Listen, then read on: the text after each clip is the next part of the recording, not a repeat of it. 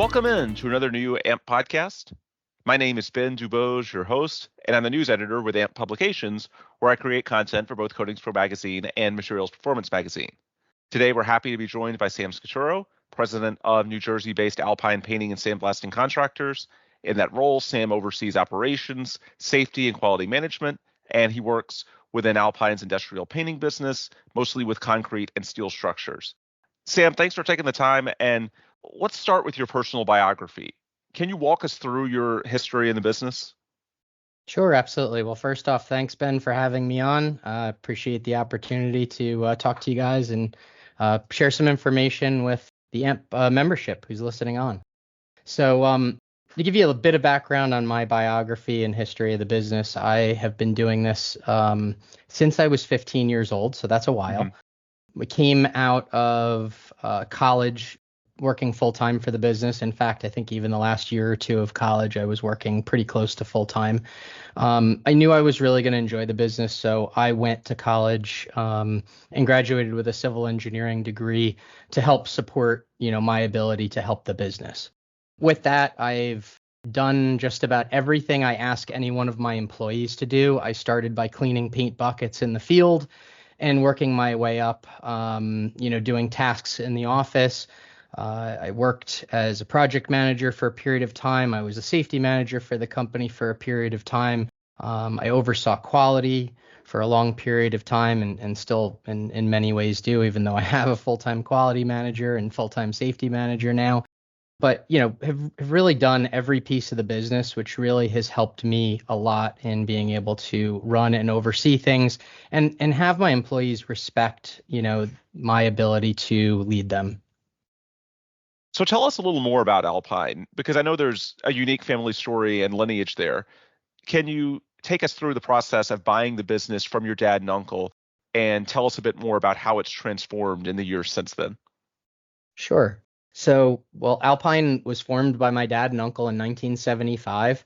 They started painting, just the two of them, worked their way up to have crews out in the field, then started to work out of the office and go out and sell work and have others be performing the work. So when I came into the business, it was, fully operating business. I was in college, my last 2 years of college, and, started working my way up. Once my brothers came in, we started to have higher and more important positions in the company. And, it was time for us to start talking to my dad and my uncle about buying the business. I'm not going to say that process was easy. I do encourage people to give that a lot of thought, especially with family. There are a lot of personal feelings that have to go into a good approach with how that all goes down. For us, we ended up with our accountant. Our company accountant was a great mediator to take us through the process, because everybody in that process is looking for something a little bit different, and you need somebody to bring everybody together. I think that from my perspective and my brother's perspective, it was an incredible thing. I am so happy that we purchased the business from my dad and my uncle. I think they're both pretty happy with how it went because, they trusted us with the business and, to pay them back. It's not easy to buy a company. You can't just go to the bank and get the money. So they put a lot of trust in us to be able to buy the company from them. And that's worked out extremely well. So I think as a family transition, this one was a great one. And I'd be happy to share with anybody who has any questions or is going through that, some ideas to help them in their process as well. What exactly is Alpine's niche in the industry? Can you shed some light on who your typical clients are and what are their general needs or desires? What are they looking for from a contractor? Yeah, so we have 5 divisions of the company. We have the first division was our commercial painting division. Then we moved into industrial painting. The third division we created for the company was a shop. We got a big enough facility to start blasting and painting things in our shop. That could be anything from someone's radiator in their house all the way up to things that go into nuclear power plants and heavy construction equipment. We also have a flooring division or floor coatings division. So we apply, polyurethane, polyaspartic epoxies, things like that. And the last and most recent division that we created was a welding division. So we have several crews that go out and weld every day. And what makes sense for us is that we have all these divisions that are complementary of each other. So even though we're going out and welding things in a structure, all that steel needs to be painted. So that works out, well for us. And, my guess is our next division is probably going to be, something else that helps support it, like, passive fire protection or something like that. Our typical clients are generally clients who are willing to pay more initially to get a better value. So Alpine works very hard to train its employees to a very high degree, which may come as a bigger initial investment for a client. But what ends up happening is the lifespan of what we provide to them, the customer service, what they get, and the process of just dealing with good people, having a good experience, they're usually willing to pay more to get more. And that's, pretty typical for us. What is the dialogue when you're trying to get someone to buy in on that concept, to invest proactively so that even if there's a higher upfront cost, you're going to make that back and then some later? Are there any challenges when you're doing that? Or as you were saying, it's in a situation where your clients are already pretty aware that they're willing to go down that road before they even engage with you all in dialogue? Yeah, so Ben, that depends on the client. If we have clients that we've been working with for a while, they are pretty in tune to that, and it's not really a hard discussion at all. But there are clients who are relatively new that we, haven't worked with in the past. And, Right. our typical discussion with them is, we qualify them ahead of time to make sure that, what they're looking for is what we provide. Sometimes it's okay for us to say, I just don't think that, we're a great fit for you. I think that you're looking for something different. That's completely fair. And that's, we'll find that out. And we try to do it early on in the process as well. But yeah, is it a hard process? We're going in and we're telling them that, you're going to have a lower overall cost of ownership with this particular project. So we're going to give you something that it's going to cost this much, but it's going to cost you this much over a period of whatever this lifespan is for what we're providing versus what others are going to provide for you. That's the typical sales approach. We're also, letting them know that, you're getting a lot of understanding and knowledge when you come to us. I have lots of certifications, lots of our employees have lots of certifications, many of them provided by AMP. And that helps that sales process as well. It gives credibility to what it is that we're selling and what we're telling them. But just the knowledge that we bring to the table, people believe in that. And, it's like if anyone was going out to buy something, some people feel good about buying that more expensive product up front because they feel like they're going to get that better value. And that's what it is working with Alpine. And I mentioned earlier, you guys are based in New Jersey, but in terms of your clients, are you regional, national? What's your work scope? Yeah, so I would say largely we're looking for work within 1 to 2 hours of our location in northern New Jersey. Okay. However, we do work all over the country. For certain clients, we've traveled, we flew to about 40 or 50 different locations for one client all over the world to do about 9 hours worth of work at each location. If it's the right client and it's the right job, then we'll do that. We've gone up and down the East Coast pretty regularly. It really just depends on the job. It depends on the amount of time that we're away. Most of our guys are really company people that work for the business, and they like to go home to their families at the end of the day. So travel isn't a huge part of our business, although it's becoming more and more as, needs are out there. So we're actually actively trying to find people that are willing to travel. All right, so let's talk more about your clients in the marketplace. Are there any trends you're seeing in 2024, or I suppose we can do this forward looking as well?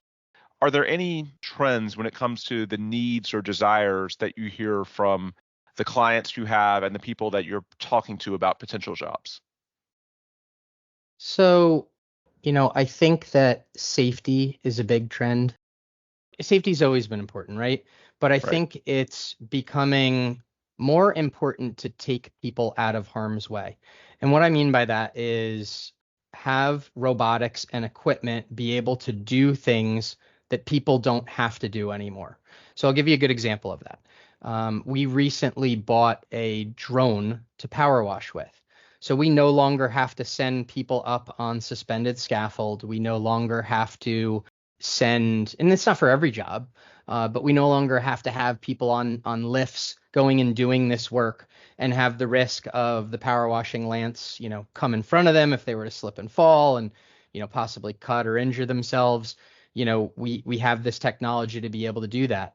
Even sandblasting technology, we have a lot of robotic sandblasting equipment. I think the industry is making leaps and bounds into robotic spraying equipment. We're not ready to make that investment yet because I don't think it's there quite yet.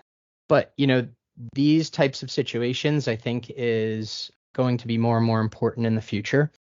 I think longer lasting technologies are going to continue to become more and more important. We do a lot of linings for water, for wastewater, for chemical processing.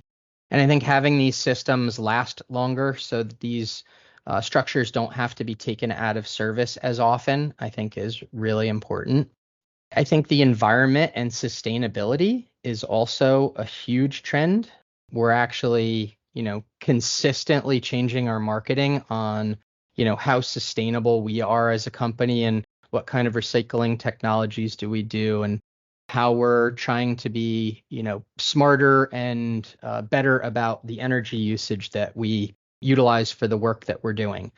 Waste minimization, things like that. I think that those are probably the biggest trends that we've been seeing. Yeah, to circle back to something you said a few minutes ago, you mentioned wanting to find more people that were willing to travel.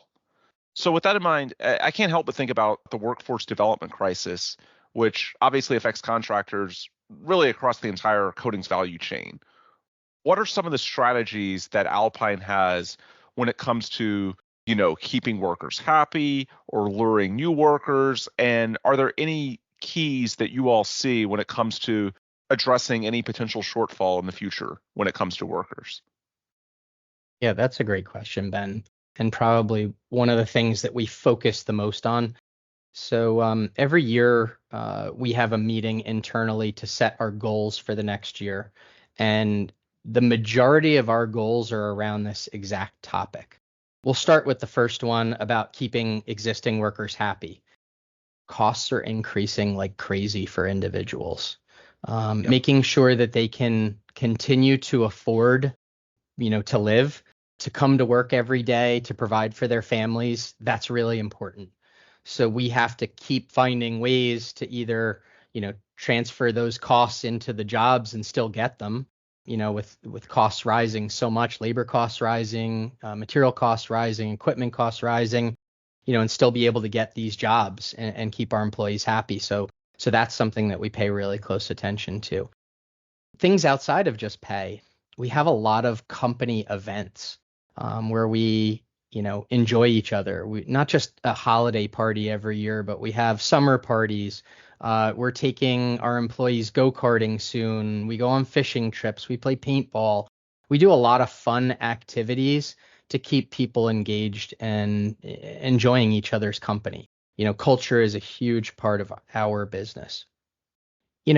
Making people feel safe, I think is critically important. So staying on top of the training that we're doing with everybody and making sure that they feel comfortable where they are, that they're going to go home, to their families healthy every day. I think that's really important. And then, craft worker training, I think is probably one of the most important things that's become evident recently.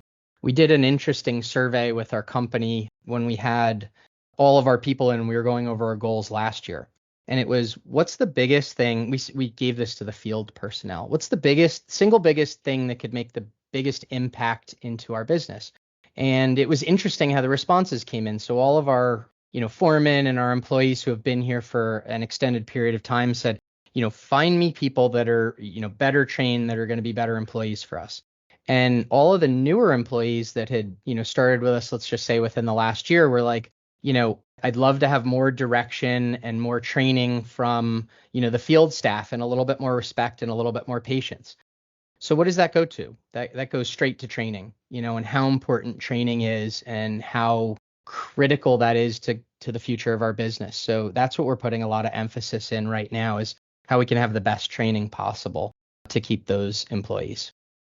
Well, and it's interesting because you've mentioned AMP a few times. Obviously, you've been a very active member leader over the years, and we'll get to that in a few minutes. But in terms of ways that AMP can potentially help your business, I think that craft worker training is a big one.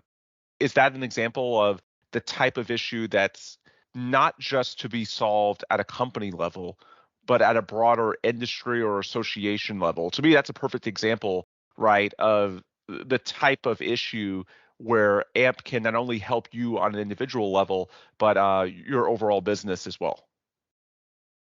Yeah, so as far as AMP is concerned, I think that's, as far as education and training, those are the two biggest impacts AMP has on our business.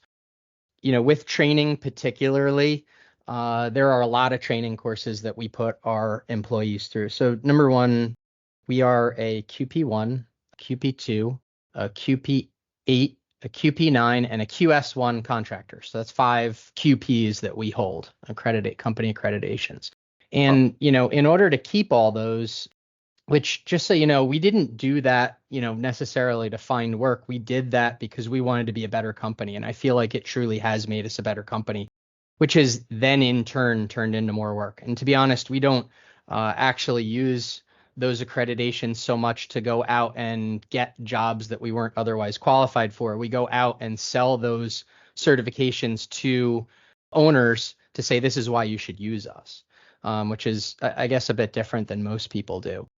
As far as other certifications go and training, a lot of that goes along with the accreditations. So, we're training blasters, we're training coating applicators, we're training, concrete coating applicators. We just had a course in our facility where we ran 13 of our own employees through concrete coatings inspector course. And, that's the kind of stuff that we invest in regularly. We also hold a lot of public classes at our facility as well. So we have a lot of CIP, so Coating Inspector Program courses that happen at our facility. We have a lot of coating application specialists, so CAS workers that work for our company, at all different levels. Even concrete CAS workers that work for our company. A lot of this is to comply with those accreditations, but more so it's about training our people to be the best that they can be and be the best that they need to be for our customers to keep our customers happy. Let's talk about you and your specific involvement at an association level, because I know it goes on for quite a long time, and you've been a huge asset to our association over the years. Hopefully the association has helped you as well. Looking through your licenses and certifications, I believe you've been a NACE Level 3 Certified Coatings Inspector, an SSPC Concrete Coatings Inspector, CCI, SSPC Protective Coating Specialist, PCS, SSPC Quality Control Supervisor. Those are just a few of your licenses and certifications over the years. You've held a number of positions in member leadership, most notably as chairman of the AMP board from mid 2022 to 2023, correct? Yeah, it was the year of 2022. Yes. That's Right. when I was the chairman of the board. Yep. So tell us about the value of those, just your journey within the associations over the 20 or so years that you've been in the business. And also, if you could, just share a few highlights from that time. Specifically, I would think it's your time as chairman of the board that would be most influential. What do you see as some of the highlights from that tenure and I guess your journey within both AMP and the legacy associations? Sure. So, oh boy, my journey started back a long way ago. Right, In right. fact, I think I was actually a NACE member first when I was going for my CIP certification originally. Then shortly after that, I believe I joined SSPC and then started attending a lot of the conferences with SSPC. My very first conference, Terry Sowers, who still works for the organization, I went to her and said, how can I get more involved? And she put me on a committee immediately. Shortly after that, I was the chair of that committee. And it's funny because I had to renew my PCS or chairman of the task group. I guess it was a task group at the time. I had to renew my PCS, and it's funny because I'm not sure how long ago it was that the PCS renewal form was created, but that was something that our task group did, and that I created the original document that we're still using to renew to this day. So, it's kind of cool how you see things that you've done and contributed towards help the industry, help the association. I've been part of lots of standards developments. I've been, members on those committees. I've been chairs of those committees. That's been extremely rewarding. I've been involved in the association as, boy, I can't even remember all the different things, but a lot of those committees led me up to my time on the board. So I started on the SSPC board as a member of the board, worked my way up to an officer of the board right around the time when the two organizations were merging. So Gary Manis, the president of the board at the time, asked me to be the lead for the merger team on the SSPC side. I worked with Tim Bieri, who was the lead of the merger team on the NACE side. And, we worked together with an incredible group of people to form AMP. That was probably the single most rewarding thing I've done in my career. So it wasn't just being on the board that was rewarding or being the chairman of the board after AMP was formed. It was doing something that I think was extremely important to our industry, to bring these two organizations together, to have an organization that can do that much more for the industry than the two individual ones could do apart. Yeah, and then shortly after that, AMP was formed. I was the second chairman of the board for AMP, and following Tim Bieri, and that was incredibly rewarding as well. What do I remember most about it, and what was most fulfilling? It was being in front of people. It was getting out there. It was, talking to them. In my case, it was mostly surrounding the merger. So it was spent a lot of time talking about the merger. What can we do? How can we be better? Inspiring them to want to get on board with this whole idea and trying to make it the best that it could be. That, I think, was the most rewarding. I'm excited that the organization is now moving on to the next generation of leadership.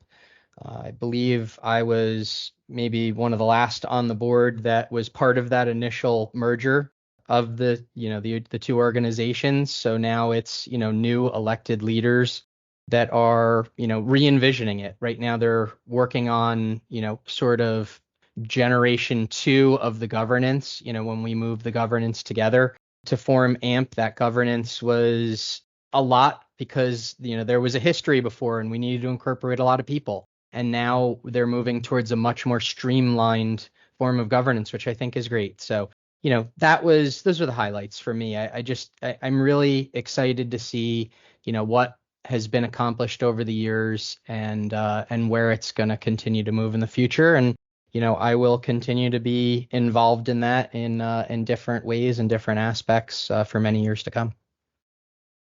As we wrap up now with Sam Scaturro, president of Alpine Painting and Sandblasting Contractors, you mentioned being in front of people in forward-facing roles. I know one time this year that you were quite visibly out in front of people was at the AMP 2024 conference in New Orleans, where obviously you're active on a number of fronts. But I know one thing that drew you and your company a lot of recognition was the Coatings Pro Contractor Awards. You guys won 4 times, including 3 first place awards, I believe. What was that like, and what does that type of recognition mean for you and your business? How does that potentially help you when you're going out and talking to clients, as you were saying earlier, about the job that you're capable of performing and the types of projects and environments that you're capable of handling? Yeah, so first off, it's humbling to win that many awards, and especially 3 out of the 4 of them being first place. So very, very thankful to Coatings Pro for recognizing us in that way. But yeah, I mean, we submit for awards quite often. And the reason why is because we have, someone comes into our conference room, we have a whole wall of awards hanging there from over the years from different organizations that we're part of for why we won for, a particular project or for our safety record or for our quality program or whatever it may be. And that's impressive to people. That helps us sell business. That helps us, become a little bit more recognizable and get our name out there. So for all those reasons, I think awards are really important, and I'm excited that AMP continues to push the envelope with the awards programs. In fact, I just sent an email to the chairperson of the program committee for awards for AMP to give a couple other suggestions for how we can make it even better for next year at next year's conference. So I'm excited to still participate in any way I can to continue to push the envelope and help make things better. But yeah, no, we're very appreciative of those awards.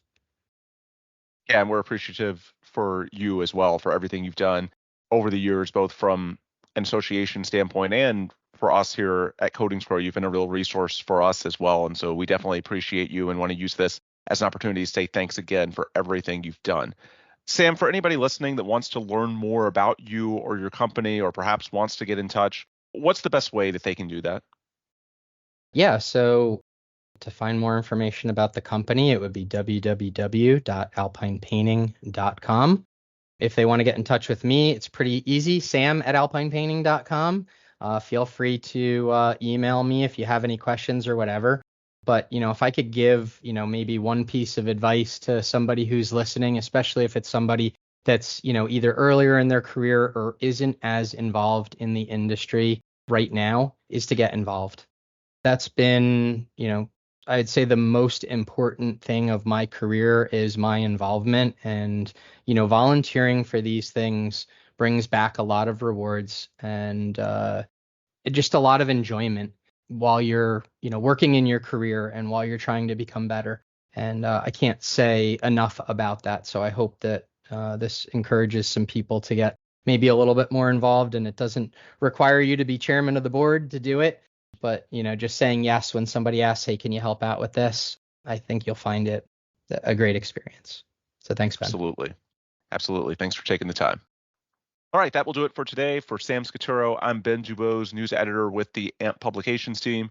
If you want more resources from our end at AMP or the member magazines, you can check out our websites at ampp.org for the association, amp.org, codingspromag.com for Codings Pro Magazine, and materialsperformance.com for Materials Performance Magazine. With those plugs complete, we will end things here. Thanks as always for listening, and please come back soon for another new episode.